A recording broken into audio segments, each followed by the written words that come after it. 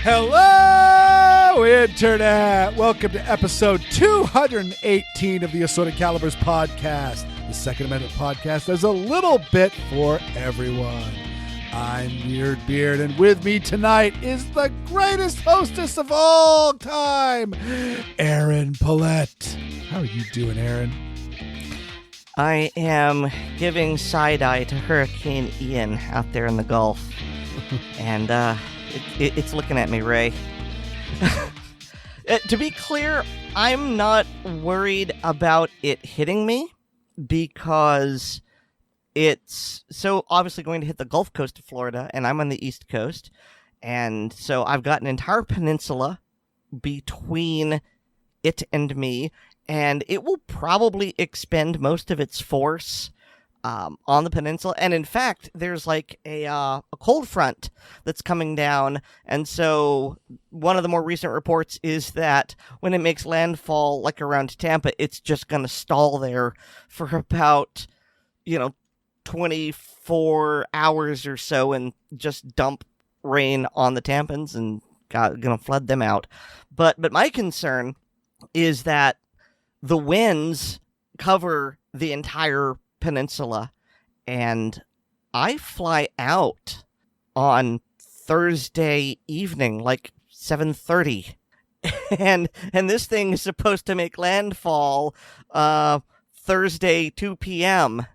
So my concern is that my flight might be delayed or even canceled, and you might well be asking, Aaron, where are you flying?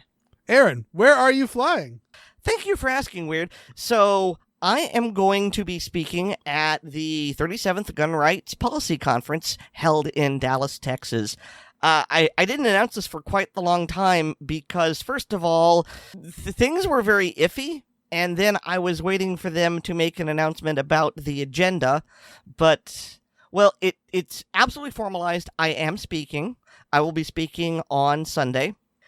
This year, they're doing something completely different. Instead of everyone getting up and giving speeches, we're all going to be on a panel, and the two moderators, Amanda Suffolk-Cool and Cheryl Todd, I'm friends with both of those ladies. They're wonderful people. I know they'll do a good job. They will be pitching questions at us. And so, all right, that's very cool. I don't have to spend hours and hours writing a speech and polishing it and making sure I'm under time and practicing it and all that. I can just go there and have fun and be myself and yet also give a presentation. That's fantastic. The only problem is, am I going to be able to make it? Will things be delayed? Will they be canceled? Because I don't know what the wind conditions are going to be. And of course, no one else does either because it's the weather. So, by the time you hear this, it's probably too late unless you are a patron and you're very close to Dallas, in which case you should sign up because it's free to attend. I don't know. And, well, there are a lot of things that bother me, and I don't really want to rank them. But Weer'd, I think you know me well enough to know that this level of uncertainty is really high on the list of things I don't like. It's just that whole, I don't know. It could be, it might not be. I would rather know for sure. I would rather be told something awful is definitely going to happen than be told it might happen or it might not. Oh, great. Well, now I have anxiety. It might go amazingly smooth. It might be the absolute worst thing ever. Yeah, exactly. So, yeah, I'm not going to know until the day I'm supposed to fly out. And so, yay, I've got to pack, I've got to do all the things, and then see if nature lets me go, or if everything is ruined. So, that's what I've been up to for many, many days. How are you doing, Weer'd? I'm doing okay. I had another like insanely busy, not relaxing weekend because, like I think I mentioned it last week that we cleaned out our garage, which was amazing. Thank you, Mom. My mom helped. She was the motivating force for something that we've been asking her for a while. Hey, can you come down and help us with our garage because it's a mess? And we got everything out, and we got a lot of stuff to the junk, off to junk. We donated a lot of stuff to our local thrift store, and then we had a whole bunch of beds, and we had a couple were from our place, and a couple were from my mother-in-law's place, and nobody will take or thrift stores will not take beds because I believe it's illegal to resell used bed supplies. And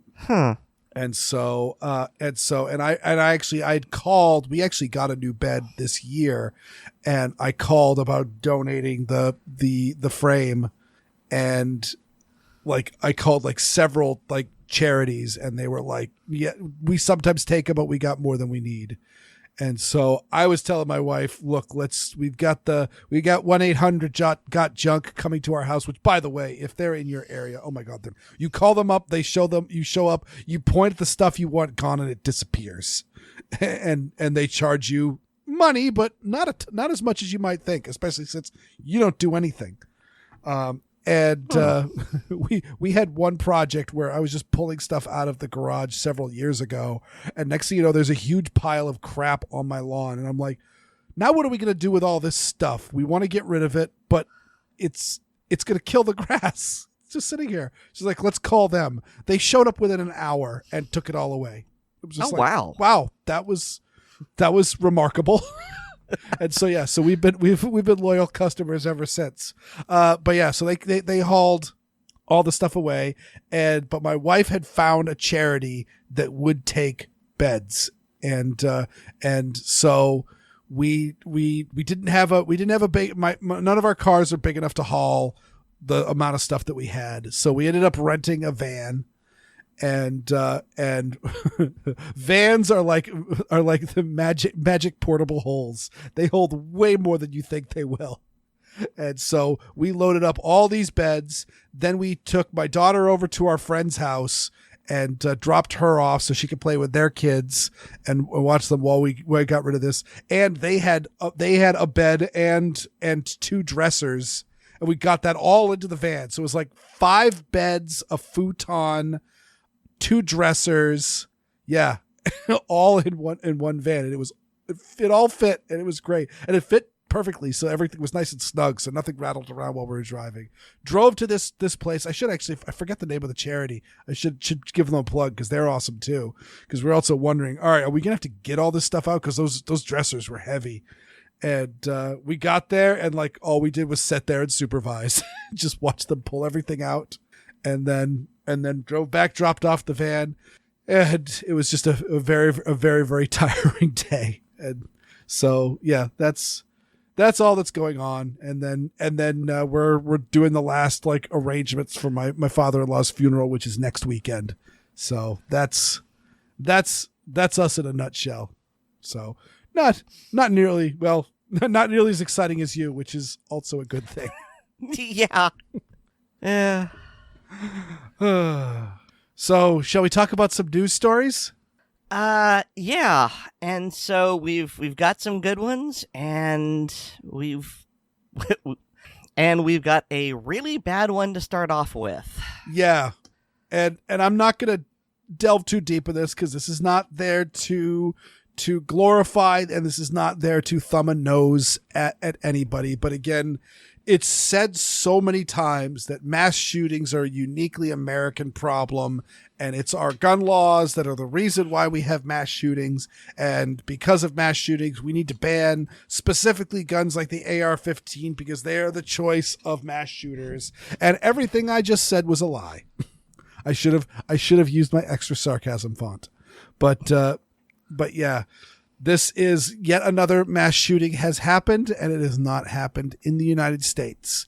And according to this news story, at the time of the recording, 13 people have died and 21 others are injured in a shooting in, is it Ishevsk?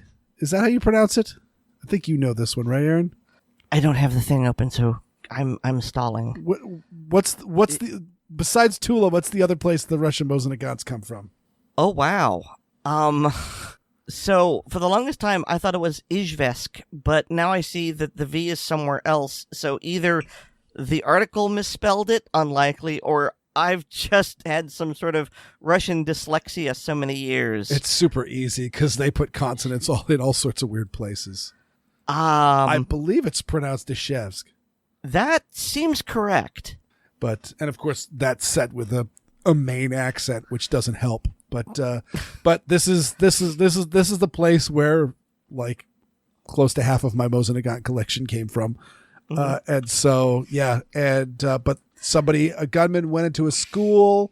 I don't think this report says anything about what the type of gun it is. The gunman has killed himself. Unfortunately, he did not choose to do that. Shoot that victim first. That would be ideal. And it's a school, so it was a bunch of children that were killed. And so, yeah, this is awful. And our heart goes out to this. I know Russia's getting vilified a lot in the news because of the whole Ukraine war. And like I said, I don't have a horse in that race.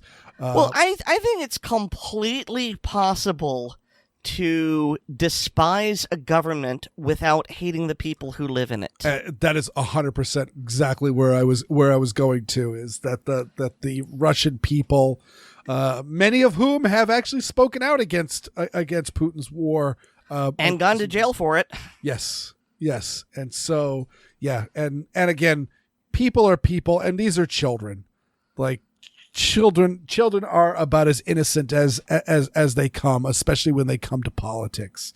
And if you are the type of parent who I see your kid talking about what your opinion of Joe Biden or Donald Trump or this senator or that person or all of that, I'm judging you, because let me tell you, I am extremely political. Anyone who listens to the ACP Mag Dumps knows that I am an absolute political junkie, and I's got opinions. But I don't share those with my daughter because she is a child, and this doesn't concern her. She can't vote. She's not going to be able to vote for another 9 years. So guess what? My opinion of Joe Biden and Donald Trump and Mara Healey and all those politicians is completely irrelevant to her. So why get her bogged down in it? And so, though my daughter also had a great line. My wife and I were talking about the economy and going on back, and my daughter's like, "What's the economy?" "Oh, it's just how money is going and all that." And I'm like, she's like, "Is this something I should be concerned about?" And he says, "No, not really." She goes, "Good." And then she went back to reading her book. But yeah, just to put a bow on this, I do want to point out that Russia has some pretty restrictive gun laws. It's not as bad as the United Kingdom, but it is pretty restrictive. So first of all, you have to obtain a firearm license before you can buy a gun. And before you can get a firearm license, you have to attend gun safety classes and pass both a federal test, don't really know what that is here because I'm looking at Wikipedia, and a background check. And then you have to apply for a carry permit for hunting firearms, the license for hunting purposes. And your purchases are first limited to long shotguns and pneumatic weapons, air guns. And only after 5 years of shotgun ownership can you then purchase a rifle. And handguns generally aren't allowed, but that is being relaxed somewhat with popularity. But the handguns have to be stored at a shooting club. So that's pretty restrictive. That's more restrictive than, I believe, California and New York. So this is just another example, not that we need them, but apparently the gun prohibitions do, that People who are intent on committing the major crime of mass murder will not be deterred by breaking the minor law of gun ownership. They will find a way to get the guns. I just posted a link to in the chat. It's a little bit of a lesser known thing, but there is it's called 366 TKM, and it is essentially a 7.62 by 39 round that's blown out to straight wall, so that it can be filled with shot shells or just a single round to be fired through a smoothbore version of the AK-47 for people who want the AK-47 but haven't gotten their license upgraded to an actual rifled firearm. So you're specifying a smoothbore AK. You don't mean a Saiga. No. This is literally an AK-47 ish AK-47 rifle, but it is purposely smoothbore and chambered for this straight wall casing so that it can comply with the law.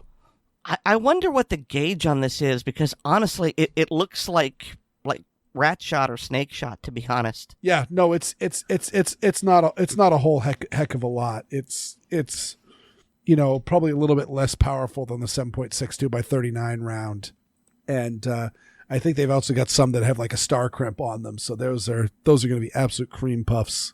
But yeah, I mean it's 366, so it's more or less 9mm. I think 366 is actually Russian 9mm. I think that's the same diameter of a 9mm Makarov bullet, but I might be wrong. But either way, our heart goes out to the people of Russia, and I really just post that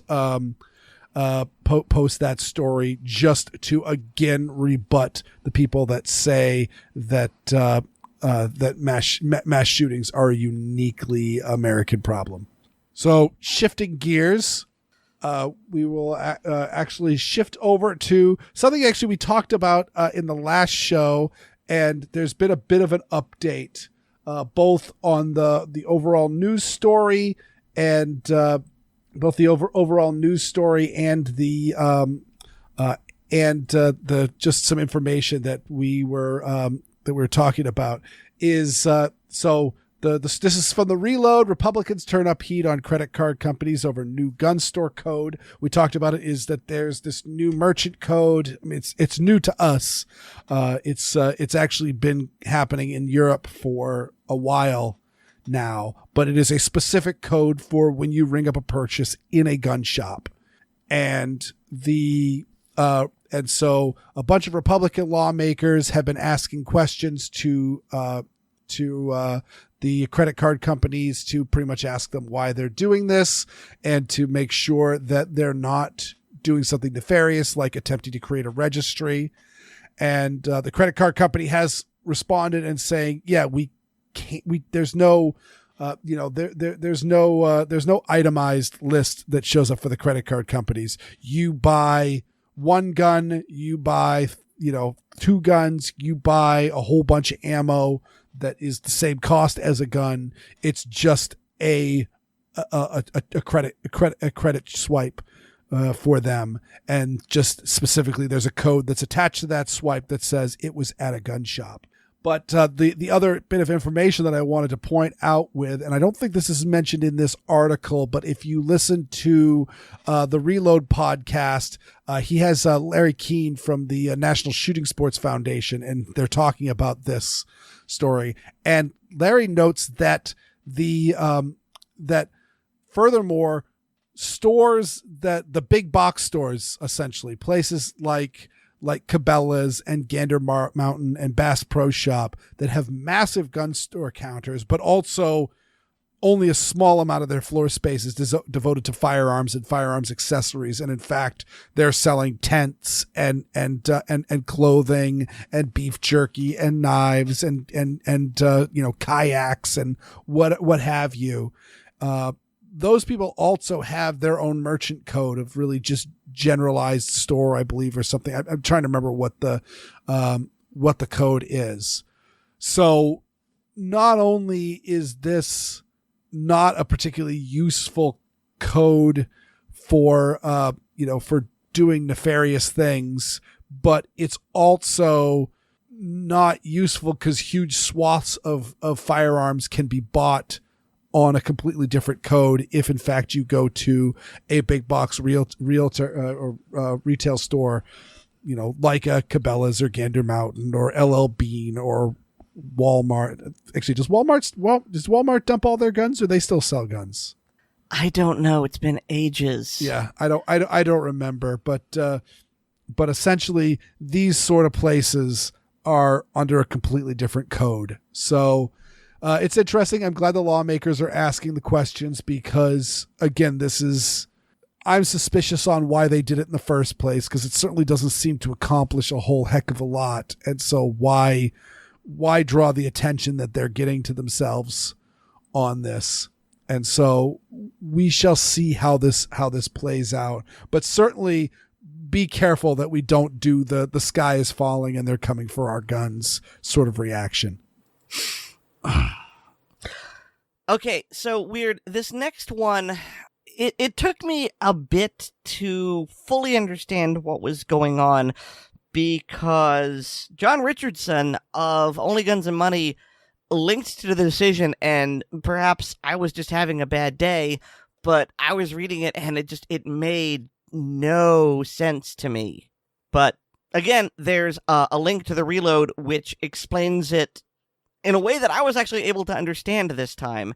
And so this is another development post-Bruin, and I will let you explain in detail because I know that you love to do that. But the short version for people without patience is that previously, if you were charged by a grand jury with a felony, but not convicted, just indicted, you were waiting to stand trial, you could not legally purchase a firearm. Doing so would be a violation of federal law. And so there was a gentleman named Jose Quiros who was under indictment, and he bought a gun, and it went through because the software hadn't updated or whatever. And then later on, when the ATF got a hold of this, they went, whoa, wait, this guy is under indictment. He is a prohibited person. And so they charged him.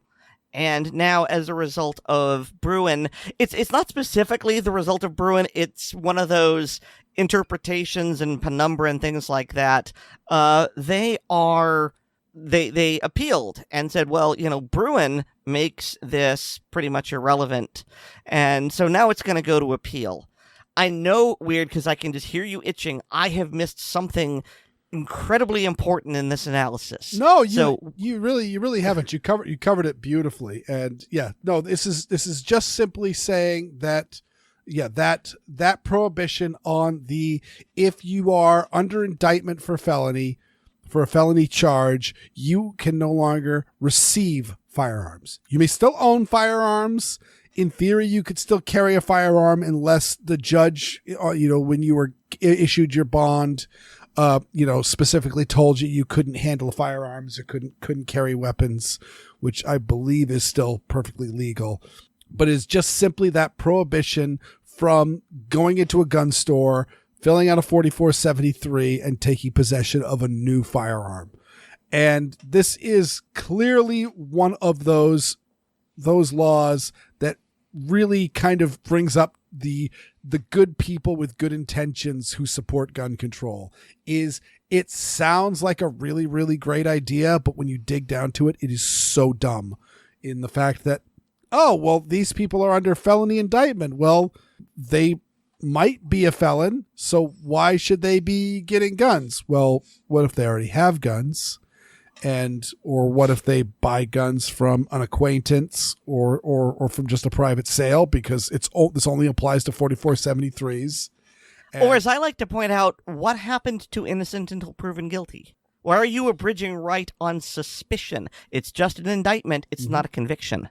Yep. Yeah. I mean, we had the Kyle Rittenhouse case, and, however you feel about Kyle and the people he shot, it was one of the most well-documented self-defense shootings really in human history as far as I know. And even then he was indicted on multiple murder charges. And so, he has since been acquitted, and he has gotten his gun back and has, gotten rid of his gun, but probably has, I would hope, has other guns and all that, and has hurt nobody since. And so the argument that just because you've been indicted on a felony is, again, it's guilt. It's guilty until proven innocent, and which is not how our system works. I would argue this also dabbles in, would be interested to see about the lifelong possession of a felon after they've paid their dues. It certainly sounds like a good idea, but then when you start thinking about it, what? Well, I mean, interesting you brought that up, because they actually mention that in this article. And, the judge uses comparisons to voting and the First Amendment to suggest, there is possibly a tradition of excluding felons from constitutional rights, but blah, blah, blah, blah. So they actually reference that. Mm-hmm. So that's one of the arguments being proposed here. Yeah. It's a super interesting case. And I'm all for it. 'Cause again, it would be one thing, again, we could talk about the felons owning guns, and that is a much less controversial thing. But when it comes to somebody who's just under indictment, in theory, if you've owned guns already, you can still own the guns. If you've got a carry permit, or you're in a constitution carry state or an open carry state, you can carry the guns. You just can't buy any new ones. And in theory, you could buy new ones from private sales. Just can't buy any new ones through an FFL. And it's just one of those, like, why bother? That, I think, is a good place to wrap that up. Yeah. And so, okay, so Weer'd. Speaking of why bother, wonderful segue. Thank you. So, I mean, the name is familiar to me, but that's because I frequently have to argue about gun rights and well-meaning but dumb laws, like we just mentioned before. And so the Armatix. Ian pronounces it Armatix. I've been pronouncing it Armatix. Anyway, you may remember the German-made quote-unquote smart gun that only fired a .22 long rifle and required a special watch in order to unlock it. Yeah, that absolute turd that made a big splash and then quickly sank to the bottom because no one wanted it and it was unreliable. Well, Ian actually has gotten a hold of it for Forgotten Weapons. So a fan of Forgotten Weapons sent Ian his gun, which apparently he got for a song at an online auction. And so Ian, in typical Gun Jesus style, first he has one video where he does his, I think it's called the table analysis, and he talks about the history and how it works. And then in the next video, he takes it to a shooting match. And well, in terms of damning with faint praise, it's not as bad as he thought it was going to be.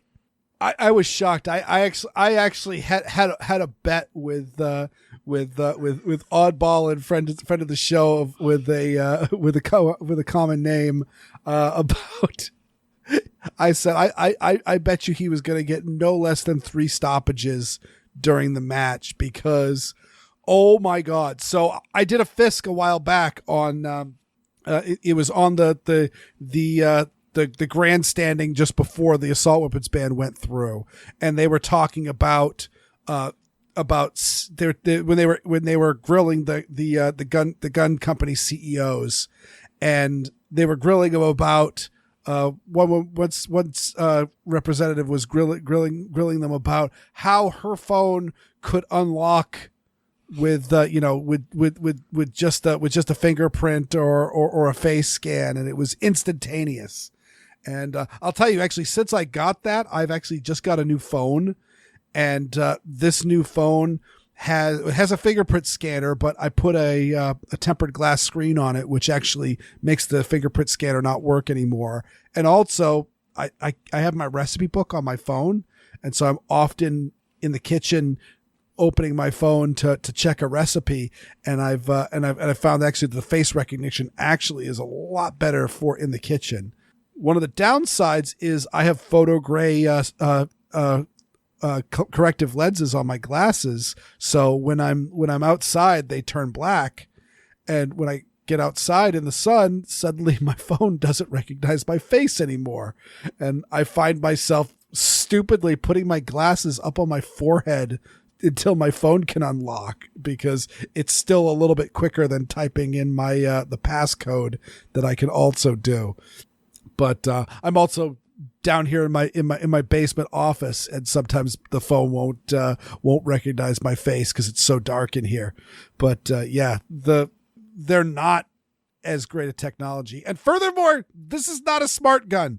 This is just like my Smith & Wesson revolvers that have the Hillary hole on them. It's just a lock and key. You've never heard the Hillary hole?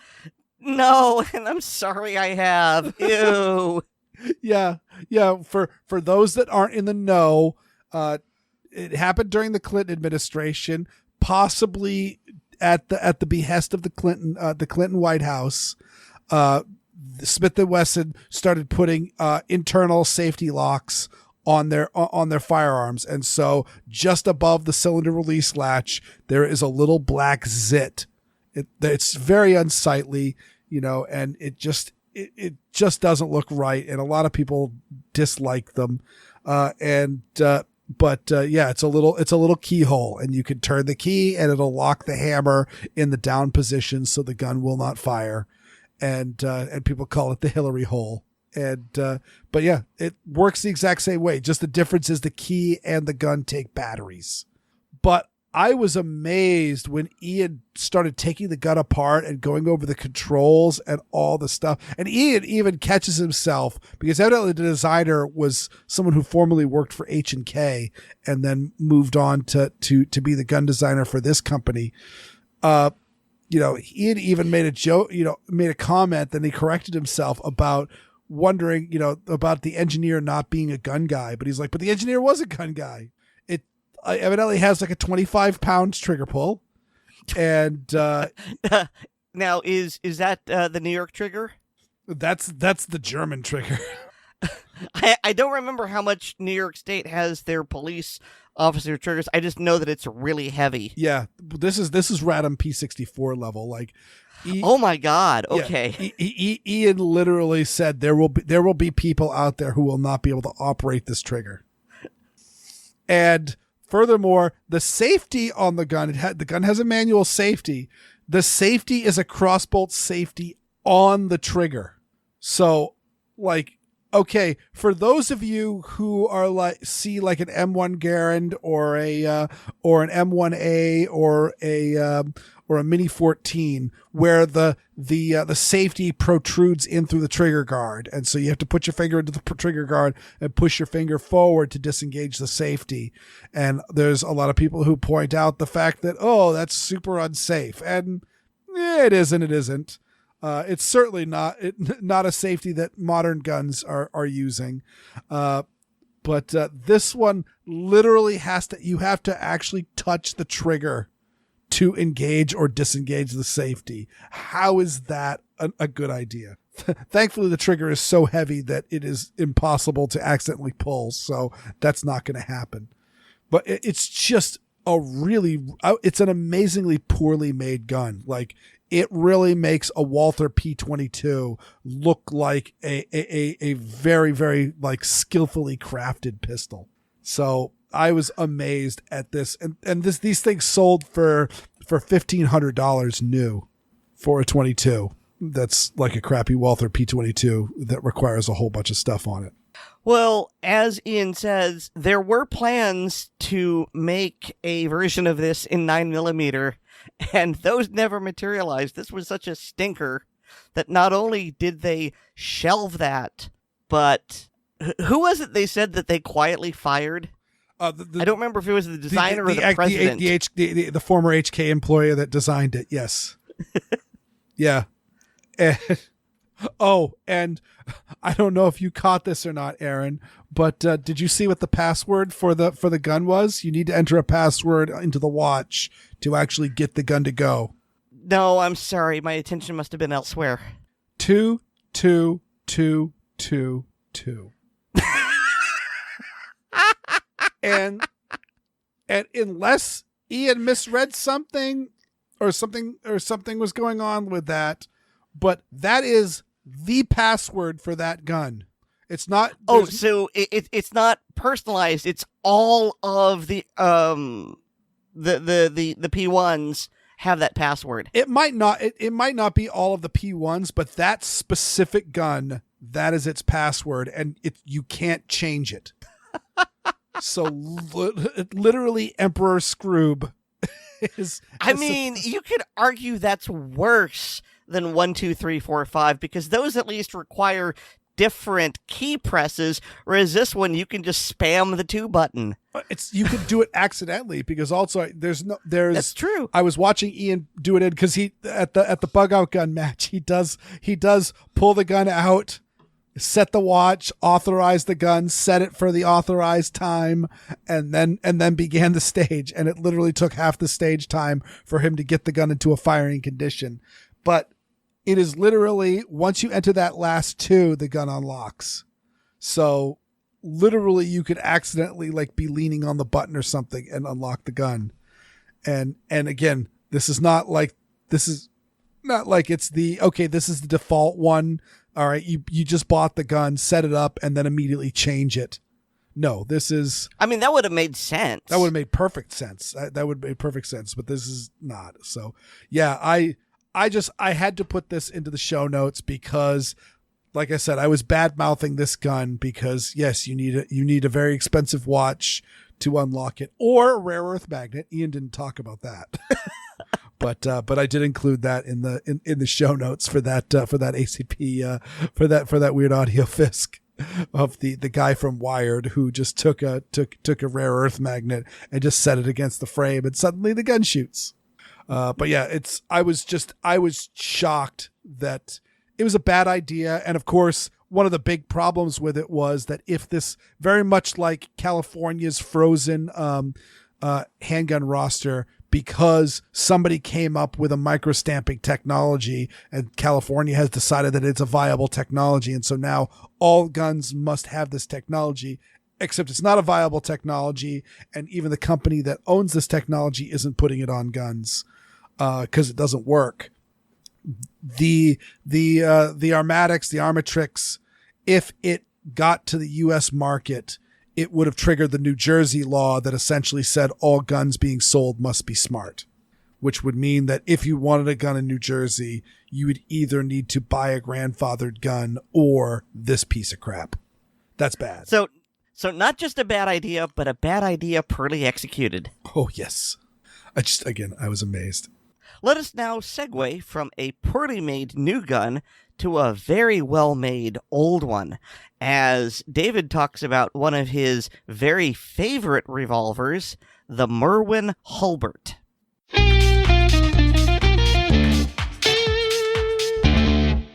Hi, and welcome to Gun Lovers and Other Strangers. To continue from my previous segment about top-break revolvers, in this segment I'm going to take a look at another interesting design from the early days of cartridge-repeating handguns, the underappreciated Merwin-Hulbert. Back in the 1870s, revolver design was going through another renaissance. With the expiration of the roll-and-white patent, previously held by Smith & Wesson, designers were coming out with cartridge designs left and right. One of these offerings was from Merwin-Hulbert & Company. Their revolver concept was fairly unique and well ahead of its time. The design of the Merwin-Hulbert allowed what is known as simultaneous selective ejection. This means that when operated, the empty cases would be ejected, but live rounds would remain in the cylinder.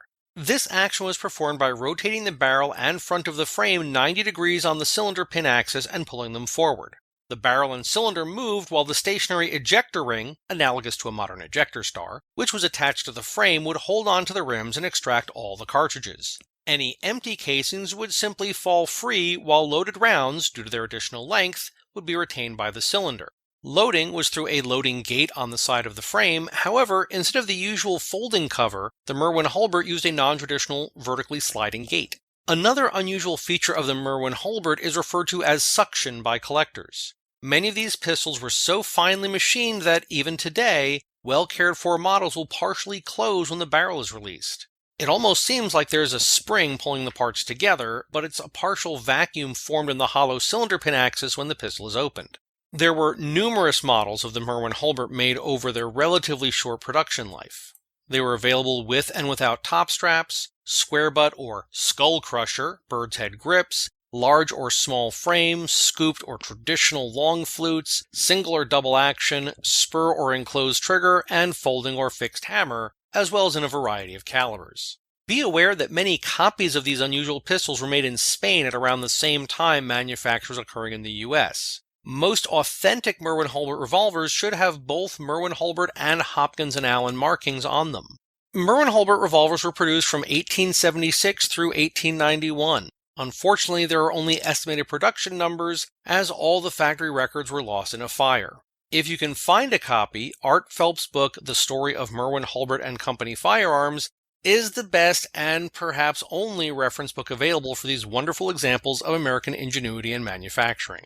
When they do show up at auction, Merwin-Hulbert revolvers will often be overlooked due to the lack of knowledge about them, especially being able to tell an authentic one from a Spanish copy, which means it may be possible to pick up an example in decent condition for a reasonable price. I'm keeping my eyes open for one myself. In Spain, if you don't set up to produce it, tough cookies. Your patent is unenforceable.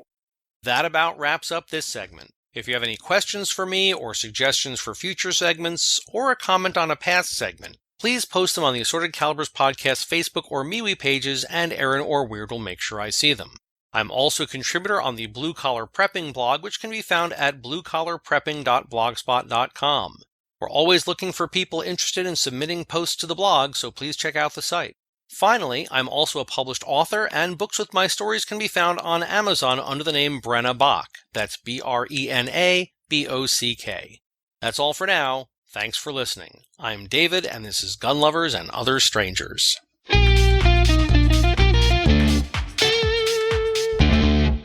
Oh, so Ryan Machad and I were chilling out at the Scarborough Cabela's up in Maine, and a good buddy of mine works there, and he said, "Oh, I know something that you guys will like," and he went into the gun library and he came out with a Merwin-Hulbert that they had for sale, and oh my God, it was amazing, and it did do he goes, "Listen to this," and like closed the cylinder back up, and you heard it go as it relieved the vacuum pressure that was caused from the fittings on it. Like, it is a really, really amazing design.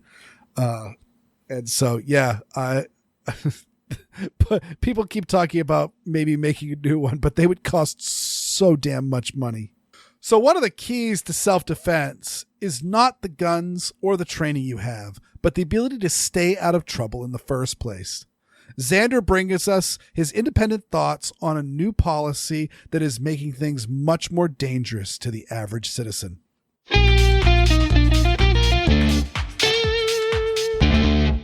Welcome to Independent Thoughts with yours truly, Xander Opal. Recently, a video about Illinois' legal changes came to my attention. A couple years ago, according to the articles I read, a bill was passed in that state which prevents people arrested for many crimes, some of them violent including battery and robbery, from being held pending trial. This echoes California's lack of holding or even prosecuting similar crimes, as well as burglaries and shoplifting, coupled with making it extremely difficult for people to be armed, law-abiding people are left at the criminal's lack of mercy. Even attempting to non-violently oppose a criminal puts your life at risk, for there is nothing to stop them.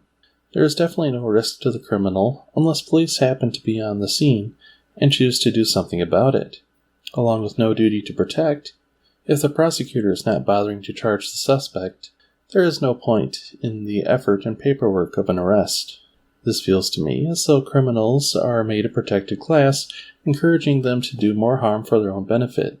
There is much less violence, when would-be perpetrators know that regardless of whether the law catches them or not, a reasonable risk or they wouldn't do those things, they'll encounter an armed erstwhile victim. A healthy society needs to be self-policing. Any person ought to be able to trust enough of the people around them to have his or her back, whether it be in defense of others or a helping hand. A good community even has enough folks willing to help anyone because it is right, regardless of whether they like that person or not. That kind of thing can't be legislated into place, but it sure can be destroyed by laws. Have fun, be safe. I hope I gave you something to think about. Should I? Yes, it's a tradition. Oh, Weer'd. Time to put the links in.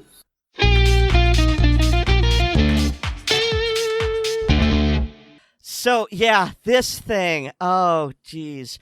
The first time I learned about it, it was when a friend of mine posted it on Facebook, and then Facebook immediately censored it as being incorrect, but it's not incorrect.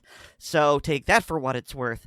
But yeah, okay, so I understand the reasoning behind it. And the reasoning behind it is cash bail. If you are poor, you cannot make bail. But if you are a rich person, you can easily make bail. And in that case, it basically just becomes a fine for bad behavior.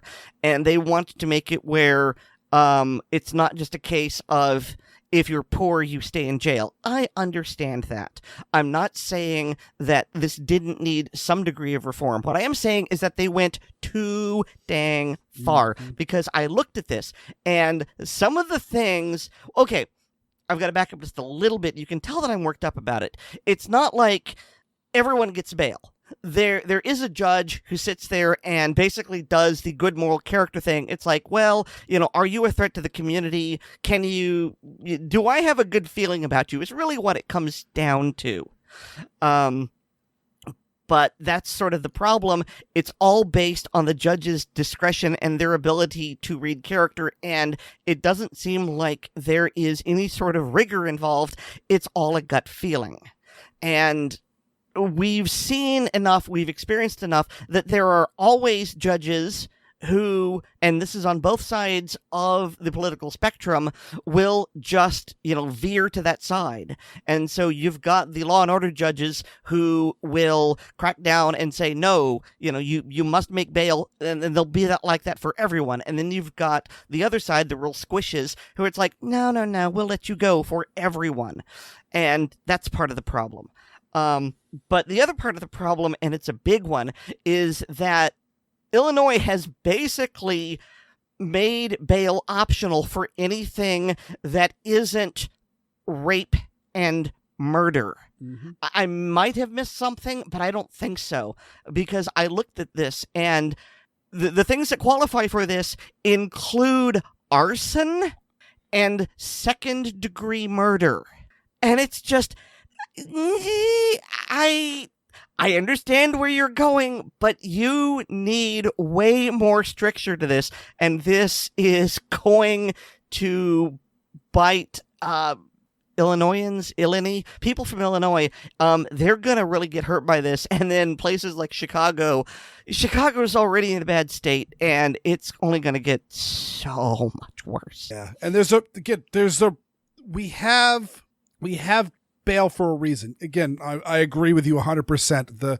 The need for some reform for this, and have maybe even some stratification on it for the purpose of this, because if you're exceedingly wealthy, it doesn't matter what the bond is. If the bond's $1 million and you're someone like Michael Bloomberg, who cares? You'll walk away from $1 million. But the whole point is take away some of the person's money, so that if they disappear, number one, you can pay the bounty hunters. That's the skip tracers and all of these people that's their livelihood, is finding people who have skipped their court case, and now there's a bounty out for them. Go collect them, and that's the bond is paying them for that. But it's also there as an incentive for you to show up on the court date. And when there's absolutely no bond, and when someone might be a serial offender and they already have some convictions on them, where's the harm in them just disappearing? Make them find me. If they don't find you, guess what? You got away with it. And so it's a problem. And again, if somebody's already got a felony conviction under their life, we always hear people say this: after the first felony, the rest are free. It really is true to a certain point. How much more are you going to punish me? This also ties into, there's some studies. I linked to one of them in the show notes. There are studies that show that gun owners are more law abiding than the general public. And furthermore, police officers are less law abiding than the general public.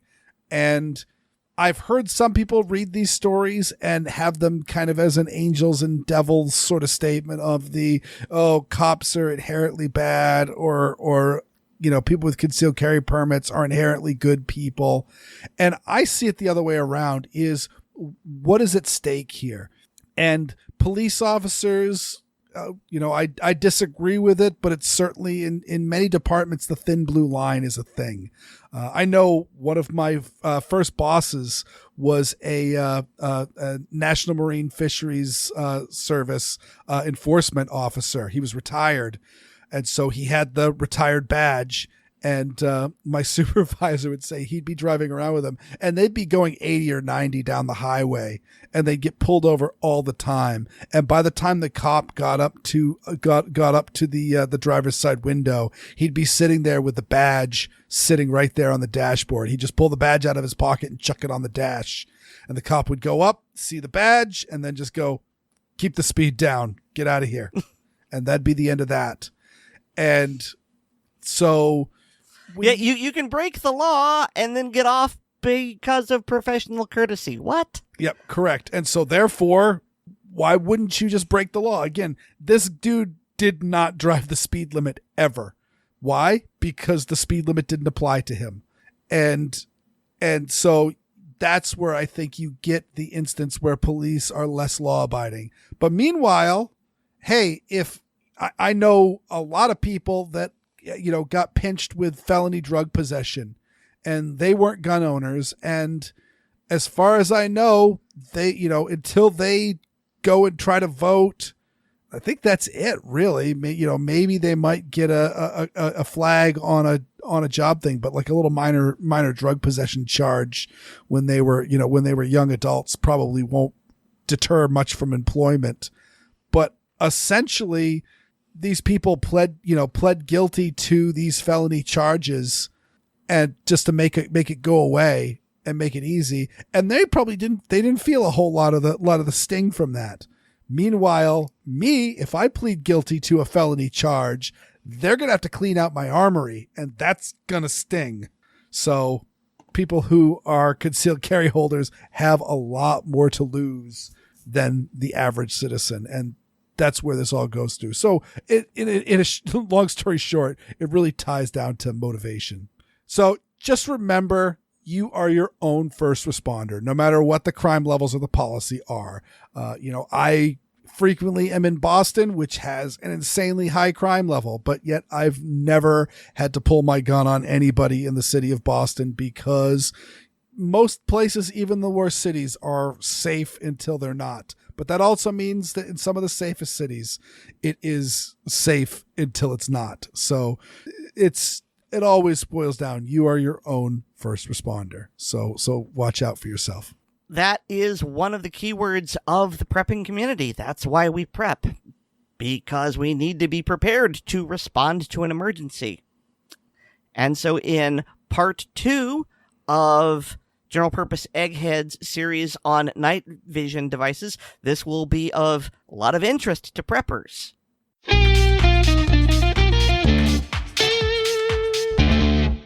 Hello, everybody, and welcome back to the General Purpose Egghead segment. Today, we're going to be continuing our series on night vision and night vision technology. Last episode, we went over the components of a night vision system and the generations and how the technology works. Today we're going to be talking about the specifications of the image intensifier tube. If you recall from the last segment, the image intensifier tube is the core of the device and it's where most of the interesting stuff happens. So the specifications we're talking about here apply mainly to the image intensifiers. So to start out, why are specifications important? An interesting thing about night vision is that unlike almost every other type of technology that we have today, the best night vision goggles are still analog technology. Digital just has not caught up with the amount of image intensification that you can get from an analog device. But with night vision, even more so than other analog devices, each individual tube is kind of its own animal. And from tube to tube within the same manufacturing batch even, some tubes will be much better than others. If you buy night vision new, it should come with a specification sheet from the manufacturer that gives the specific performance of the individual tube that you ended up with. So being able to understand those numbers is key to making sure you can get your money's worth. Now, there's a lot of different specifications that are called out on a spec sheet, and they can actually vary from manufacturer to manufacturer. But I'm going to talk about 5 main ones today and then 2 minor ones. And these are the ones that are most important for you to know, the 5 major at least. The first one is the signal-to-noise ratio, or SNR. Most people consider this to be the most important specification for a night vision tube. If the signal is the image that you're trying to see, the noise is the amount of static that's getting in the way of that image. So like an old cathode ray television with an analog antenna, if the signal wasn't exactly great, you would see some static that would get in the way of the image. If you see recordings of night vision, you might see a little bit of that kind of static sparkle, or it's sometimes referred to as scintillation. The higher the signal-to-noise ratio of the tube, the less of that scintillation you're going to see. The scintillation mostly shows up in lower light conditions, so in nice bright light you might not see much at all. But when you start to push the limits of the image intensification and the amplification of your tube, that's when you're going to see it show up. A signal-to-noise ratio in the mid-20s is a perfectly usable device, and a signal-to-noise ratio upwards of 30 is going to be a very good tube. The second one is resolution, and this is measured in line pairs per millimeter. It's basically the least important specification for any kind of a night vision device that you're going to be looking through with the naked eye. It becomes important if you have like a clip-on night vision scope that you're going to be using a magnified optic, but with the naked eye, almost anything that meets minimum specifications for resolution, you're not going to be able to notice the difference. It is the same idea as screen resolution, right? It's how small of a detail that the tube is capable of rendering. But even the minimum specifications are good enough that your eye's not likely to be able to tell the difference. Another important thing to remember about resolution is that it is measured in the very center of the tube, and you can have lower resolution around the edges, but the center of the tube with the highest resolution is where that resolution is graded from. Another thing to keep in mind is that depending on the manufacturer, most manufacturers have minimum resolution bins that they categorize parts into. So 64 is one number that L3 uses, and another one is 71. So if they have a tube that falls somewhere between 64 and 71 in actual measurements, so say it measures a 68 line pairs, it's going to be graded and it's going to have on the spec sheet 64. So all you really know is that it is at least 64 and it is no greater than the next step up. 64 is the lowest resolution you're likely to see on a new tube. The next level below that is 57, and that's still perfectly usable. But again, resolution isn't a terribly important specification. The next one I'd like to talk about is halo. And halo is a lot like what it sounds. Under night vision, any bright light is going to have a sort of halo effect around it that can obscure things next to that light source. All night vision tubes are going to have some degree of halo, but the measurement for the halo specification gives you a relative indicator of how large that circle is going to be. Anything below 1.5 is pretty decent for halo, and a really good halo measurement will be under 1.0.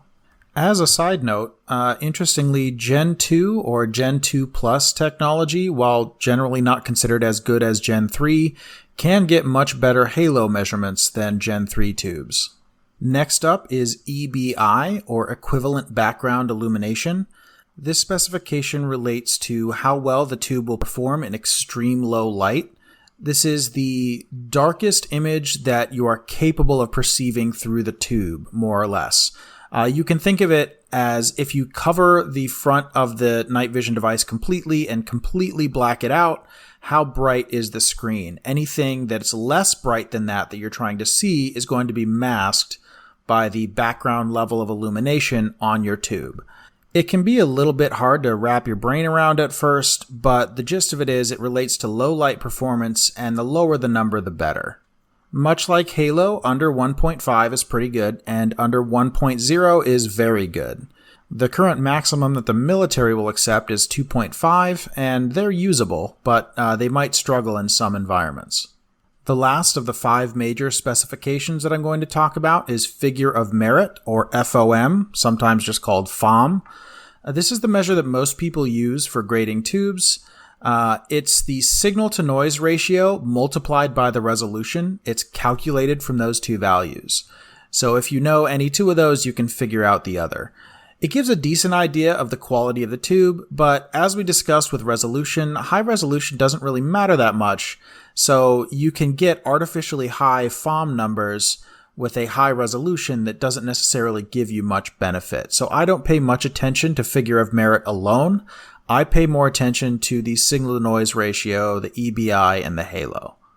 So those are the big 5 specifications: signal-to-noise ratio, resolution, Halo, EBI, and Figure of Merit. As we discussed, Figure of Merit isn't really that relevant since it's calculated from 2 of the others, and resolution isn't really important unless you're dealing with magnified optics. So for our purposes, that leaves us with the big 3, signal-to-noise ratio, Halo, and EBI. There are a lot of other specifications. I just want to touch on 2 others really quickly. The first one is gain. And gain is basically how much your tube amplifies light. It's less important than signal-to-noise ratio or EBI because it's purely a measure of brightness. It doesn't tell you how clear or how high quality that image is, just how bright it is relative to the amount of light that came in. The next one is photocathode sensitivity. This is how efficient your photocathode, which is the first stage of your night vision image intensifier, how efficient that is as converting photons to electrons. It's contributing to system gain. And while we're talking about gain, we should mention that some devices have manual gain control. The tube itself has a series of wires that come out of it that connect to a dial on the front of the device, and you can adjust the brightness of the tube. Most of the time, you're just going to leave it cranked up to maximum, but if you're in slightly brighter lighting conditions, or if you want to turn down the brightness a little to help to keep some of your natural dark adapted vision, you can adjust the gain on some devices. I like having that feature, especially if I'm using 2 separate monoculars together. It allows me to adjust the one that's naturally a little bit brighter so that they're both about the same brightness. But it's not terribly important, so if you end up with a device that doesn't have manual gain, don't feel like you're missing out on much. So those are the most important specifications you might find on a spec sheet, but there's one other thing that sometimes is on a spec sheet that I'd like to talk about, and that is blemishes. So blemishes are kind of a fact of life with night vision tubes. They are black spots or dead pixels that show up on the screen. A lot of tubes come with these from the factory. Now, L3, which is one of the companies that makes night vision tubes, will list the size and the location of any blemishes that are present from the factory on the spec sheet. Some blemishes will show up with use, and those won't be on the spec sheet, but at least you'll know what it comes with straight from the factory.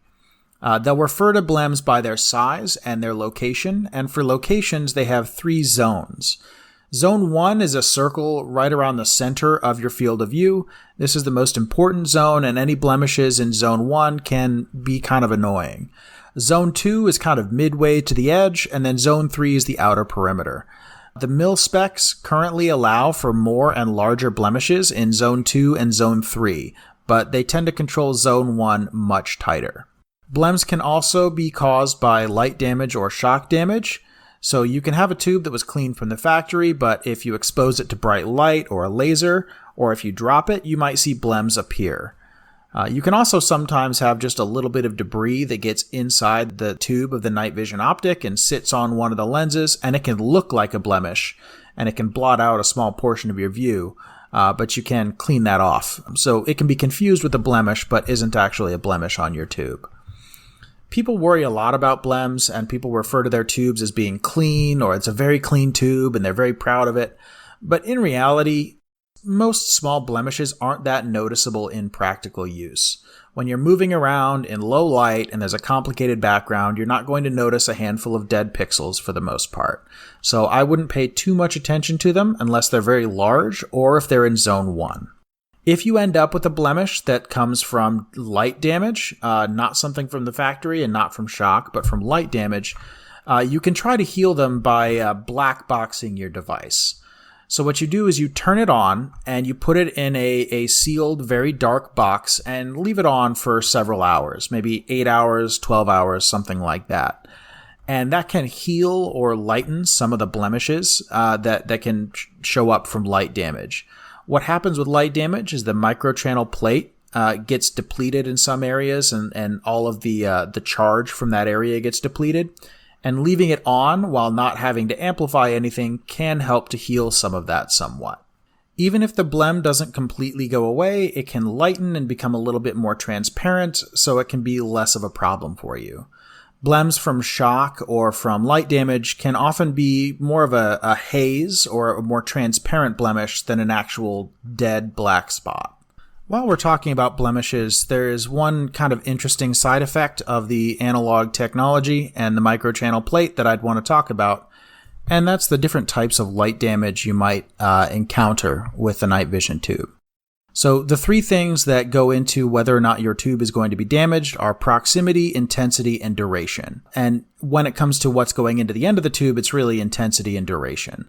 A very, very bright light, such as a laser, from a very short period of time can damage your tube. But your tube can also be damaged from a much dimmer light that is normally not a problem if it's there for a very long time and if it's in the exact same spot. So much like an old cathode ray television, or I believe some plasma TVs used to do this as well, if you leave the same image on the tube for a long period of time, it gets sort of burned in and you see sort of a shadow of that image from then on. I saw a picture of a guy who left his night vision monocular out on a table at night during Christmas, and he had this perfect Christmas tree shaped blemish right in the middle, this like series of black spots in the shape of his lit up Christmas tree, because it was staring at those lights in exactly the same position for several hours. Normally, that amount of light is not going to damage your tube, but if you leave it looking at it exactly for several hours, it's going to burn that image in. Those are the kind of things that you can try to heal with black boxing, but the worse the blemish is, the less likely it is to completely go away. The last thing that I want to talk about are military surplus tubes and military specifications. So the military doesn't really care about the specs of any individual tube. What they care about is whether the entire batch of tubes they're purchasing are acceptable for use. So they're going to purchase tubes on an omnibus contract or an omni contract, and that contract specifies minimum standards that the tubes must meet. So if you come across a surplus tube, it might be an Omni 6 tube or an Omni 7 tube. What that means is that when this tube was delivered to the military, it met the minimum specifications for the Omni 6 or the Omni 7 contract. And you can look up those minimum specifications online if you'd like. They can be a little bit difficult to find, but I'll include a note in the show notes. So with an Omni tube, you might end up with something that barely squeaked by with the minimum specifications for the contract, or it might be a fantastic performer. You're really kind of rolling the dice. So that wraps it up for today. In the next segment, we're going to talk about some of the different formats you might find night vision in, such as monoculars, binoculars, panoramics, and some tips and tricks for using night vision.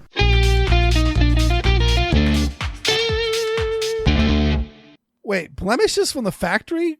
Why is this a thing? Egghead, you didn't explain why they're unavoidable and why dead pixels are going to be a thing for your night vision tubes. I don't get that, but it also sounds like it's not as big a deal as you might think. But the talk of screen burn-in, oh boy, is that a blast in the past. It has been years since I've had my last tube TV. I